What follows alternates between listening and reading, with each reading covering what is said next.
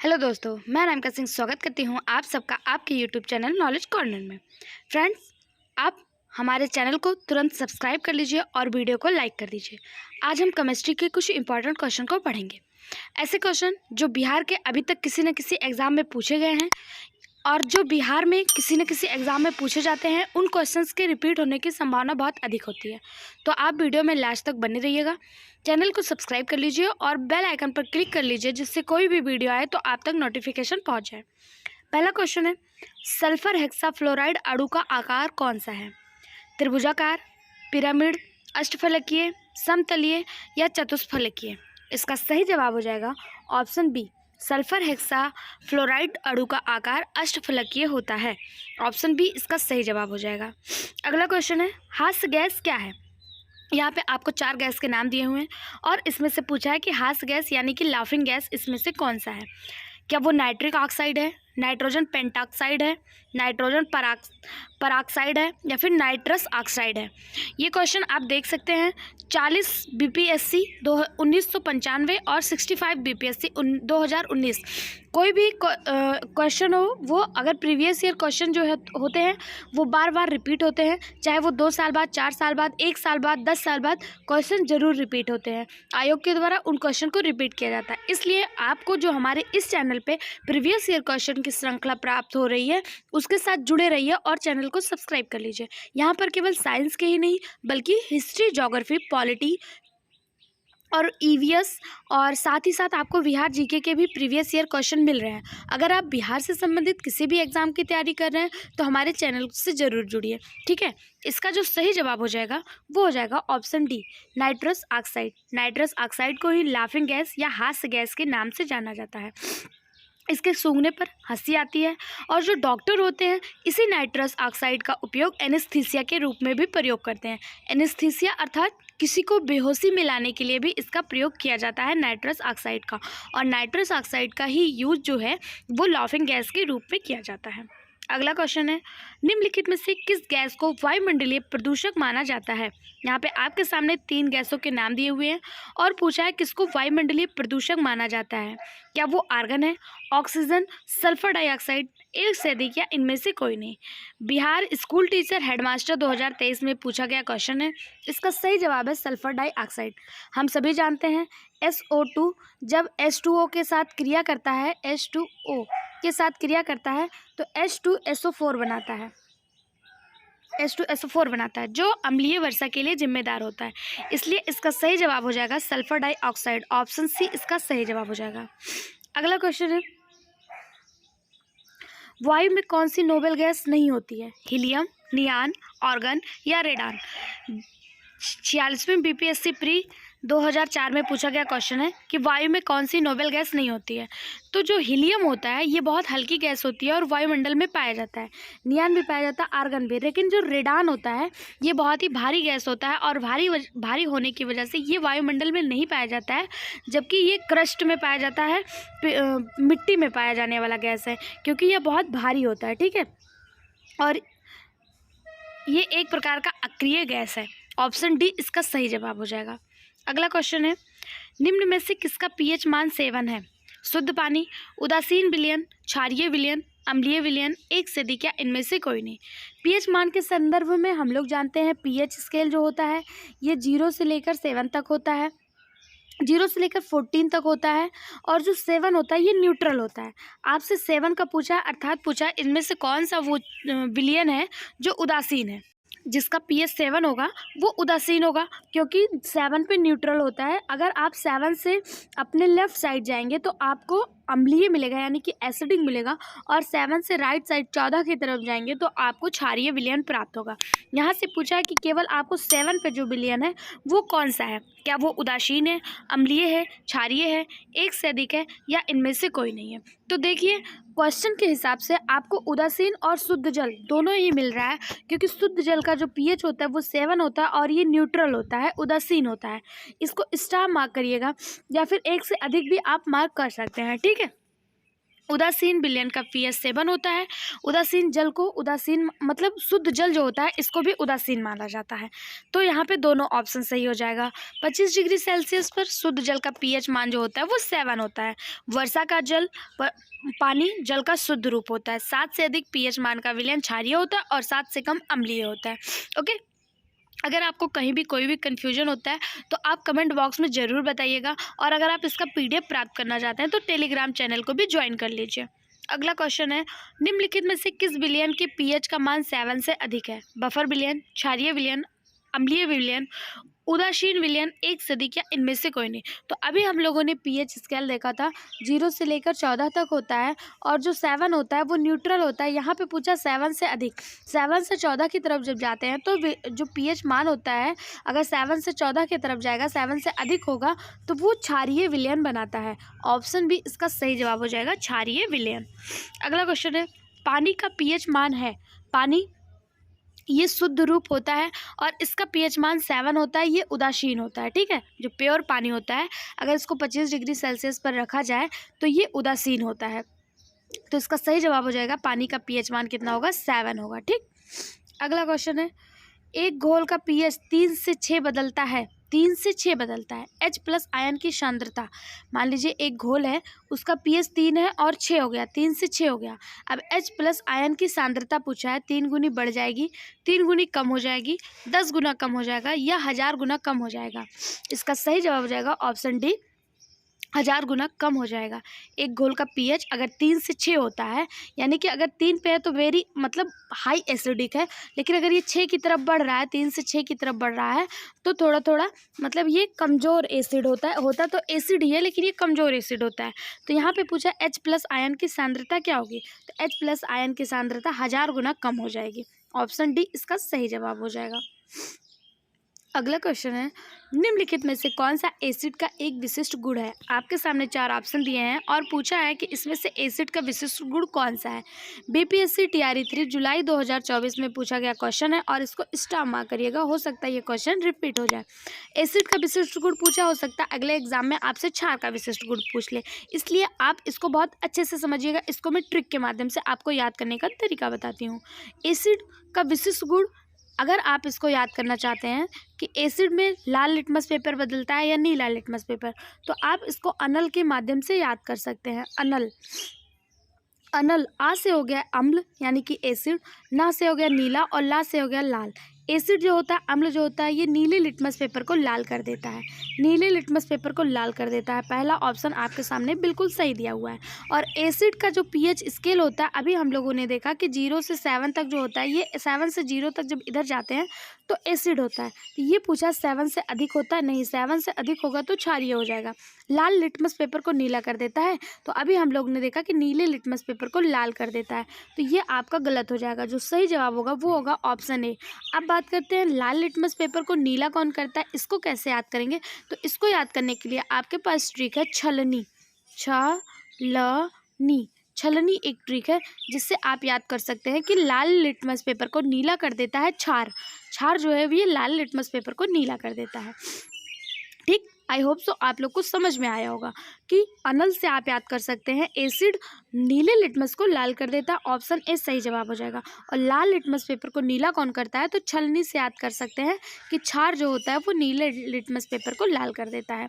इसका जो सही जवाब हो जाएगा वो हो जाएगा ऑप्शन ए। अगला क्वेश्चन है, तीसरे और चौथे समूह के ऑक्साइड का समान गुणधर्म क्या है? बेसिक और एसिडिक, बेसिक, एसिडिक और उदासीन।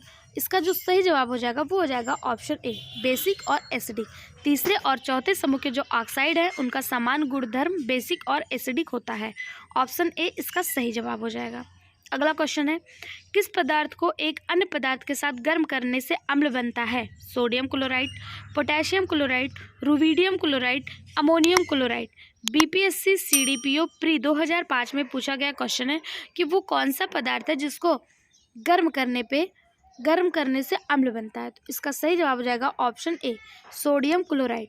सोडियम क्लोराइड को किसी भी अन्य पदार्थ के साथ जब गर्म किया जाता है तो वो अम्ल बनता है, यानी कि एसिड का निर्माण करता है। किसी भी पदार्थ के साथ इसे गर्म करने से सोडियम क्लोराइड ही शेष बचता है, ऑप्शन ए इसका सही जवाब हो जाएगा। अगला क्वेश्चन है, कुछ धातु ऑक्साइड अम्ल और क्षार के साथ अभिक्रिया कर नमक और पानी बनाते हैं, उन्हें उभयधर्मी ऑक्साइड कहते हैं। उभयधर्मी ऑक्साइड के उदाहरण हैं, यानी कि ऐसे ऑक्साइड जो अम्ल और क्षार के साथ क्रिया करके नमक और पानी बनाते हैं, उन्हें उभयधर्मी कहा जाता है। अब यहाँ से आपसे पूछा है कि वो कौन सा ऑक्साइड है जो उभयधर्मी का एग्जाम्पल है, तो इसका सही जवाब हो जाएगा ऑप्शन बी, Al2O3 और ZnO। ये आपका उभयधर्मी का उदाहरण है। ठीक है, अगला क्वेश्चन है, अम्ल धातु कार्बोनेट से अपक्रिया कर कौन सी गैस मुक्त करते हैं? अम्ल धातु कार्बोनेट से अपक्रिया कर कौन सी गैस मुक्त करते हैं? Hydrogen, carbon dioxide, carbon monoxide, एक से अधिक या इनमें से कोई नहीं। इसका सही जवाब हो जाएगा कार्बन डाइऑक्साइड। अम्ल धातु कार्बोनेट से अपक्रिया कर कार्बन डाइऑक्साइड गैस को मुक्त करते हैं। साथ में धातु के लवण एवं पानी भी सोडियम कार्बोनेट, हाइड्रोक्लोरिक अम्ल से अपक्रिया करके सोडियम क्लोराइड, कार्बन डाइऑक्साइड तथा जल बनाते हैं। ठीक, ऑप्शन बी इसका सही जवाब हो जाएगा। अगला क्वेश्चन है, आपको 3 परख नलियाँ दी गई हैं, उनमें से एक में आसुत जल और दो में से एक में अम्लीय विलयन तथा दूसरे में क्षारीय विलयन रखा है। इसमें से लाल लिटमस को नीला कौन करेगा? तो ये बहुत टफ क्वेश्चन नहीं है, लेकिन ट्रिकी है, आपको समझने की ज़रूरत है। आपके पास 3 परख नलियाँ हैं, इसमें से आपको पूछा है एक में आसुत जल दिया हुआ है, एक में अम्ल दिया हुआ है यानी कि एसिड दिया हुआ है, और एक में बेस दिया हुआ है यानी कि क्षार दिया हुआ है। आपसे पूछा लाल लिटमस को नीला कौन करेगा? अभी हम लोगों ने देखा था छलनी, यानी कि जो वेस होता है ये लाल लिटमस को नीला करेगा, छलनी जो होता है ये लाल लिटमस को नीला करेगा। बाकी 2 परख नलियों से हमें कोई लेना देना नहीं, हमें बस क्वेश्चन में इतना देखना है कि लाल लिटमस को नीला कौन करेगा। तो हम सभी ने ट्रिक के माध्यम से याद किया है कि छलनी में क्षार जो होगा वो लाल लिटमस को नीला करेगा। तो इसका सही जवाब हो जाएगा ऑप्शन सी, क्षार। क्षार जो होगा ये लाल लिटमस को नीला करेगा। इसका PDF पाने के लिए आप टेलीग्राम चैनल को तुरंत ही ज्वाइन कर लें। वीडियो को लाइक कर दें, चैनल को सब्सक्राइब करना भी मत भूलिएगा। अगला क्वेश्चन है, शुष्क HCl गैस शुष्क लिटमस पत्र का रंग क्यों नहीं बदलता है? HCl से गैस निर्जलीकरण एजेंट के रूप में कार्य करता है। सूखी HCl गैस की उपस्थिति में नीला लिटमस सूख जाता है। कोई H3O आयन मौजूद नहीं होते। लिटमस केवल H3O प्लस आयन की उपस्थिति में रंग बदलता है। एक से अधिक या इनमें से कोई नहीं। इसका सही जवाब हो जाएगा ऑप्शन सी, कोई H3O प्लस आयन मौजूद नहीं होता है। अगर H3O प्लस आयन मौजूद नहीं होगा तो जो लिटमस होगा वो ना ही क्षार में लाल से नीला होगा और ना ही अम्ल में नीले से लाल होगा। क्यों? क्योंकि H3O प्लस आयन मौजूद नहीं होगा, और जो लिटमस पेपर होता है वो केवल H3O प्लस आयन की मौजूदगी में ही अपने कलर को चेंज करता है। तो ऑप्शन सी इसका सही जवाब हो जाएगा। यहाँ से एक क्वेश्चन और देखने को मिलता है कि एक क्वेश्चन यहाँ से आप जरूर दिमाग में बैठा लीजिए, अगर कहीं पे शुष्क दिया हो, अगर बात शुष्क की जा रही हो, अगर आपसे दिया हो शुष्क क्षार है तो वो लाल लिटमस को नीले में बदलेगा, तो ये भी गलत हो जाएगा, क्योंकि शुष्क जहाँ पे शब्द आ गया, जहाँ पे ड्राई शब्द आ गया, वहाँ पे कोई भी परिवर्तन नहीं होगा, क्योंकि H3O प्लस आयन नहीं बनता है। यहाँ से एक क्वेश्चन ऐसे बनता है कि लिटमस पेपर जो होता है ये किसके मिश्रण से बनाया जाता है, किसका यूज करके कृत्रिम तरीके से बनाया जाता है? अगर आपको इसका जवाब पता है तो आप कमेंट बॉक्स में इसका जवाब जरूर दीजिएगा कि लिटमस पेपर को बनाने के लिए किन चीज़ों का यूज करते हैं। ठीक है, अगला क्वेश्चन है, एक हाइड्रोकार्बन जिसमें कार्बन के 2 परमाणु द्विबंध द्वारा जुड़े हों क्या कहलाता है? एल्केन, एल्कीन, एल्काइन, आयनिक बंध, एक से अधिक या इनमें से कोई नहीं। इसका सही जवाब हो जाएगा ऑप्शन बी, एल्कीन। एक हाइड्रोजन बॉन्ड है और उसमें कार्बन के 2 परमाणु आपस में जुड़े हुए हैं, द्विबंध द्वारा जुड़े हुए हैं, तो वो एल्कीन कहलाता है। क्या कहलाता है? एल्कीन कहलाता है। ठीक, ऑप्शन बी इसका सही जवाब हो जाएगा। अगला क्वेश्चन दिया हुआ है, आप यहाँ पे देख सकते हैं एल्केन, एल्कीन और एल्काइन का एग्जाम्पल, जहाँ पे भी आपको सिंगल बॉन्ड दिखेगा, कार्बन कार्बन के बीच सिंगल बॉन्ड दिखेगा, वहाँ पे क्या होगा? एल्केन होगा। कार्बन कार्बन के बीच अगर सिंगल बॉन्ड प्राप्त है तो वहाँ पे एल्केन होगा, और कार्बन कार्बन के बीच अगर डबल बॉन्ड है तो एल्कीन होगा, और कार्बन कार्बन के बीच अगर ट्रिपल बॉन्ड है तो एल्काइन होगा। ठीक, कार्बन कार्बन के बीच single bond alkane, double bond alkene और ट्रिपल बॉन्ड एल्काइन कहलाता है। अगला क्वेश्चन है, निम्नलिखित में से कौन सा असंतृप्त हाइड्रोकार्बन है? इथेन, मीथेन, इथीन, एक से अधिक या इनमें से कोई नहीं। इसका सही जवाब हो जाएगा ऑप्शन सी, इथीन। इथीन एक असंतृप्त हाइड्रोकार्बन है। असंतृप्त हाइड्रोकार्बन कार्बन और हाइड्रोजन परमाणुओं से बने यौगिक होते हैं जिनकी रासायनिक संरचना में एक या अधिक कार्बन कार्बन डबल या ट्रिपल बॉन्ड उपस्थित होते हैं। इथीन एक असंतृप्त हाइड्रोकार्बन है। ठीक है, असंतृप्त हाइड्रोकार्बन में जो कार्बन होता है, कार्बन और कार्बन के बीच या तो डबल बॉन्ड होता है या तो ट्रिपल बॉन्ड होता है। ठीक, इथीन एक प्रकार का असंतृप्त हाइड्रोकार्बन होता है। ऑप्शन सी इसका सही जवाब हो जाएगा। अगला क्वेश्चन है, सभी जैव यौगिक का अनिवार्य मूल तत्व है नाइट्रोजन, ऑक्सीजन, कार्बन या गंधक। यानी कि यहाँ पे पूछा जा रहा है सभी जैव यौगिक जितने भी जीवित जीव जंतु हैं, प्लांट्स हैं, जितने भी जिसमें जीव पाया जाता है उसका मूल तत्व क्या है, तो वो होगा कार्बन। ऑप्शन सी इसका सही जवाब हो जाएगा। संसार में, वर्ल्ड में, पृथ्वी पर जितने भी जीवित वस्तुएं हैं, जितने जीव जंतु हैं जीवित, जितने भी जीवित मनुष्य हैं, एनिमल्स हैं या फिर प्लांट्स हैं, अगर उनमें जीवन है तो उनका जो मूल तत्व होता है वो कार्बन होता है। यानी कि वो कार्बन से मिलकर बने होते हैं। ऑप्शन सी इसका सही जवाब हो जाएगा। अगला क्वेश्चन है, भौतिक रूप से किस प्रकार हाइड्रोजन को भंडारित किया जाता है? हाइड्राइड के रूप में, जल के रूप में, हाइड्रोजन गैस के संपीड़न से, इनमें से कोई नहीं। 70 बीपीएससी री एग्जाम 2024 में पूछा गया क्वेश्चन है और ये इंपॉर्टेंट क्वेश्चन भी है, इसे स्टार मार्क करना मत भूलिएगा। इसका जो सही जवाब हो जाएगा वो हो जाएगा ऑप्शन ए, हाइड्राइड के रूप में। भौतिक रूप से यानी कि फिजिकली हाइड्रोजन को भंडारित किया जाता है हाइड्राइड के रूप में। ऑप्शन ए इसका सही जवाब हो जाएगा। अगला क्वेश्चन है, ऑक्सीजन अनुपस्थित होता है केरोसिन में, कांच में, मिट्टी में, सीमेंट में, एक से अधिक या इनमें से कोई नहीं। ये 2 बार पूछा गया, 2019 और 2020 में लगातार पूछा जाने वाला क्वेश्चन है कि ऑक्सीजन अनुपस्थित होता है इनमें से किसमें। प्रीवियस ईयर क्वेश्चन किस तरह इंपॉर्टेंट होते हैं मैं बार बार कह रही हूँ, या तो वो साल के अंदर ही रिपीट हो जाते हैं, 2 साल, 3 साल, 4 साल, 10 साल, कभी ना कभी प्रीवियस ईयर क्वेश्चन जरूर रिपीट होते हैं। आपको यहाँ पे 1995 से लेकर 2024 तक के सभी प्रीवियस ईयर क्वेश्चन सॉल्व कराए जा रहे हैं, तो आप हमारे इस चैनल को सब्सक्राइब कर लीजिए। सारे सब्जेक्ट के प्रीवियस ईयर क्वेश्चन आपको इसी चैनल पे मिल जाएगा। अगर आप कुछ एक्स्ट्रा प्राप्त करना चाहते हैं, एक्स्ट्रा पढ़ना चाहते हैं, तो अपना उचित राय भी हमें कमेंट बॉक्स में ज़रूर बताइएगा कि आप इस सब्जेक्ट के लिए इंटरेस्टेड हैं। साथ ही अगर आप PDF प्राप्त करना चाहते हैं तो टेलीग्राम चैनल को ज्वाइन कर लीजिए। इसका जो सही जवाब हो जाएगा वो हो जाएगा ऑप्शन ए, केरोसिन में। ऑक्सीजन जो होता है वो केरोसिन में अनुपस्थित होता है। केरोसिन जिसे मिट्टी का तेल कहा जाता है, इसमें ऑक्सीजन अनुपस्थित होता है। ठीक, अगला क्वेश्चन है, सीक्रेट लाइटर में निम्नलिखित में से कौन सी गैस उपयोग की जाती है? Butane, methane, propane, radon. इसका जो सही जवाब हो जाएगा वो हो जाएगा option A, butane. Secret lighter, जो सीक्रेट को जलाने के लिए लाइटर का यूज किया जाता है, उसमें ब्यूटेन गैस यूज किया जाता है। ऑप्शन ए इसका सही जवाब हो जाएगा। ब्यूटेन क्या है? ब्यूटेन एक ज्वलनशील हाइड्रोकार्बन है।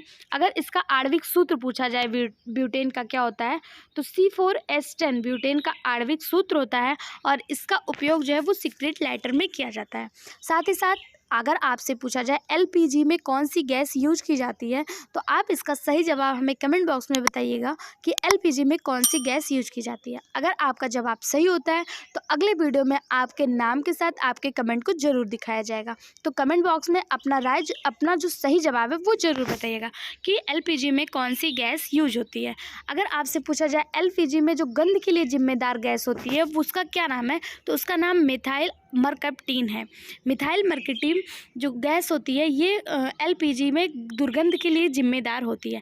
LPG कौन कौन से गैसों के मिश्रण से बना है, इसका जवाब आप कमेंट बॉक्स में ज़रूर दीजिएगा। अगला क्वेश्चन है, ग्रीन हाउस गैसों के मुख्य घटक होते हैं carbon dioxide, methane, nitrous oxide, ozone, एक से अधिक या इनमें से कोई नहीं। इसका जो सही जवाब हो जाएगा वो हो जाएगा एक से अधिक, ऑप्शन ई। क्यों? क्योंकि जो ग्रीन हाउस गैसेज होती हैं वो ऐसी गैसेज होती हैं जो पृथ्वी, वातावरण तथा बादलों द्वारा उत्सर्जित उष्मीय और रक्त विकिरण को अवशोषित एवं उत्सर्जित करती हैं। अर्थात सिंपल भाषा में कहें, ग्रीन हाउस गैसेस जो होती हैं वो सन से आ रही सोलर लाइट को ना तो पृथ्वी तक पहुंचने देती हैं और ना ही पृथ्वी से ऊपर जाने देती हैं, यहाँ बीच में ही कहीं रोक के रखती हैं। तो ग्रीन हाउस गैसेस जो होती हैं उसमें से मुख्यतः कार्बन डाइऑक्साइड, जल वाष्प जिसे वाटर वेपर कहते हैं, नाइट्रस ऑक्साइड, मीथेन और ओजोन सभी हैं। ओजोन 2 प्रकार के होते हैं, एक तो हमारे लिए हेल्पफुल ओजोन होते हैं यानी कि गुड ओजोन होते हैं और एक बैड ओजोन होते हैं। जो बैड ओजोन होते हैं वो ग्रीन गैसेस को, जो ग्रीन हाउस गैसेस होती हैं, उनको वायुमंडल से ऊपर जाने से रोकते हैं। ठीक है, तो ये भी एक प्रकार के ग्रीन हाउस गैसेज हैं। Carbon dioxide, methane, nitrous oxide और ओजोन, ये चारों ही ग्रीन हाउस गैसेस के अंतर्गत आते हैं। इसका जो सही जवाब हो जाएगा वो हो जाएगा ऑप्शन ई। नाइट्रस ऑक्साइड में आपको कंफ्यूज नहीं होना है, ये जो क्वेश्चन है आपको 2 बार देखने को मिला, 2018, 2019। इसी से रिलेटेड एक क्वेश्चन ऐसे भी आया था जिसमें आपको दिया था इनमें से कौन सा ग्रीन हाउस गैस नहीं है, और ऑप्शन में नाइट्रस ऑक्साइड और कार्बन मोनोऑक्साइड दिया हुआ था। तो अधिकतर इसमें कन्फ्यूजन हो जाता है कि कार्बन मोनोऑक्साइड क्या ग्रीन हाउस गैस है। तो आपको बता दें carbon monoxide green house gas नहीं है, बल्कि nitrous oxide green house gas के अंतर्गत आता है। नाइट्रस ऑक्साइड को ही लाफिंग गैस कहा जाता है, इसलिए बच्चों को कन्फ्यूजन हो जाता है कि क्या लाफिंग गैस ग्रीन गैस के अंतर्गत आएगा। तो ये सही है। कार्बन मोनोऑक्साइड भले ही हमारे लिए बहुत ज़्यादा बेकार है, हमें बहुत ज़्यादा क्षति पहुंचाता है, बहुत ज़्यादा नुकसान पहुंचाता है, लेकिन ये ग्रीन हाउस गैस नहीं है। Nitrous oxide green house gas के अंतर्गत आता है। इसका जो सही जवाब हो जाएगा वो हो जाएगा 1 से अधिक, क्योंकि कार्बन डाइऑक्साइड, जलवाष्प, नाइट्रस ऑक्साइड, मीथेन और ओजोन ये सभी ग्रीन हाउस गैसेस के अंतर्गत आती हैं। अगला क्वेश्चन है, बायोगैस का निम्न में से कौन सा अवयव प्रमुख है। यानी कि यहाँ पे पूछा है कि बायोगैस का कौन सा वो अवयव है जो प्रमुख है। क्या वो मीथेन है, प्रोपेन है, ब्यूटेन है, ईथेन है, एक से अधिक या इनमें से कोई नहीं। 67th बीपीएससी री एग्जाम 2022 में पूछा गया क्वेश्चन है। इसका जो सही जवाब हो जाएगा वो हो जाएगा option A, methane. Methane biogas का प्रमुख अवयव है। ऑप्शन ए इसका सही जवाब हो जाएगा।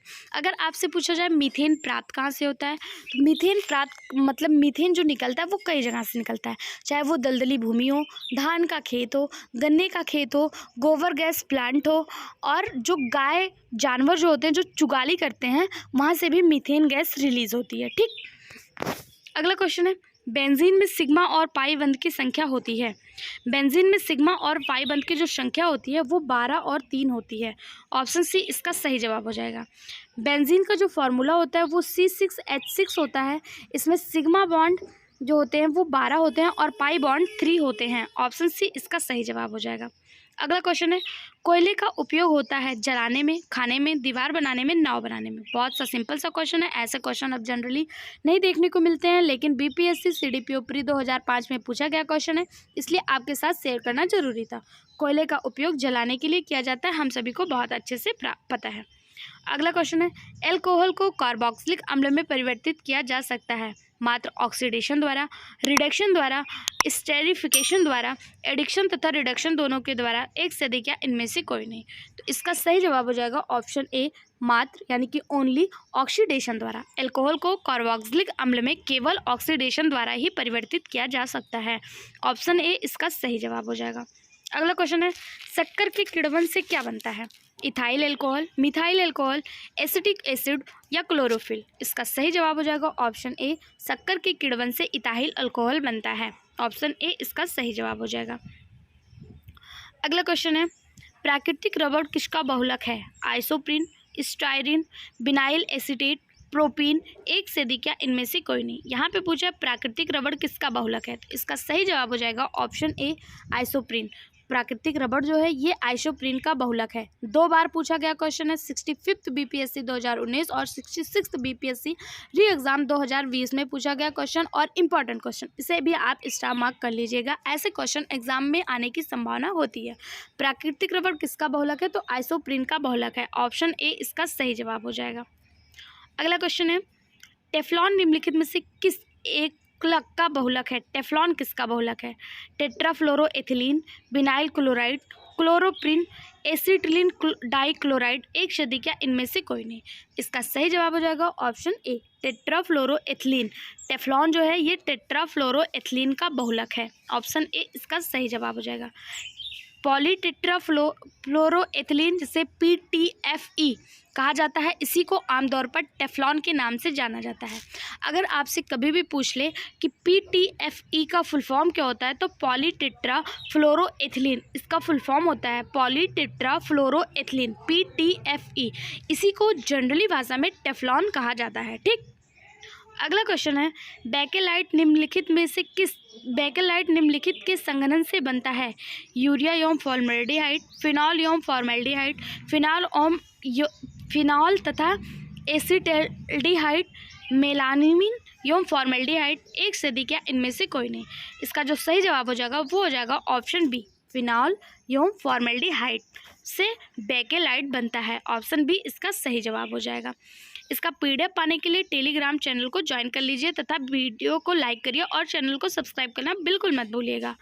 अगला क्वेश्चन जो आपके सामने दिया वो दिया है सूची 1 को सूची 2 से मिलाने के लिए कौन सा पदार्थ किसके उपयोग में आता है। स्पार्टम, फ्रेयान, नियोप्रिन और बेनाड्रिल, 4 पदार्थ दिए हुए हैं और उनका उपयोग पूछा है कि इनका उपयोग क्या है। तो इसका जो उपयोग है वो हम लोग देखते हैं। बात करें स्पार्टम की, तो स्पार्टम क्या है। स्पार्टम एक प्रकार का कृत्रिम मधुरक है, एक प्रकार का स्वीटनर है जो Coca Cola factory, ice cream factory, इसमें स्वीट के रूप में यूज किया जाता है, मीठे के रूप में यूज किया जाता है, क्योंकि इसका जो स्वीटनेस होता है वो चीनी की अपेक्षा बहुत अधिक होता है। ठीक है, तो स्पार्टम को मिलाएंगे ऑप्शन सी से। स्पार्टम क्या है, एक कृत्रिम मधुरक है। फिर बात करते हैं फ्रेयान की। फ्रेयान क्या है, फ्रेयान प्रशीतक है, प्रशीतक का कार्य करता है जो रेफ्रिजरेटर, AC, कूलर, इन सब में कूलिंग के लिए यूज किया जाता है फ्रेयान का। तो ये मैच हो जाएगा 4 से, यानी कि प्रशीतक। और नियोप्रिन क्या है, तो नियोप्रिन संश्लेषित रबर है। नियोप्रिन क्या है, संश्लेषित रबर है। बेनाड्रिल प्रतिहिस्टामीन का कार्य करता है। ठीक है, तो स्पार्टम हो गया 3 से। किसको किसको 3 से मिलाया गया, ऑप्शन में देख लेते हैं, C और D। तो A और B मेरा गलत हो गया। फ्रेयान को मिलाना है 4 से। फ्रेयान को 4 से केवल ऑप्शन C में मिलाया है। क्योंकि इसमें उपयुक्त में से कोई नहीं कभी ऑप्शन दिया तो आगे भी हम मैच कर लेंगे, कोई भी रिस्क एग्जाम में नहीं लेना है। नियोप्रिन को मिलाना है ऑप्शन A से। नियोप्रिन को ऑप्शन A से और बेनाड्रिल को हिस्टामिन से ऑप्शन 2 से। तो हमारा सही जवाब हो जाएगा ऑप्शन C।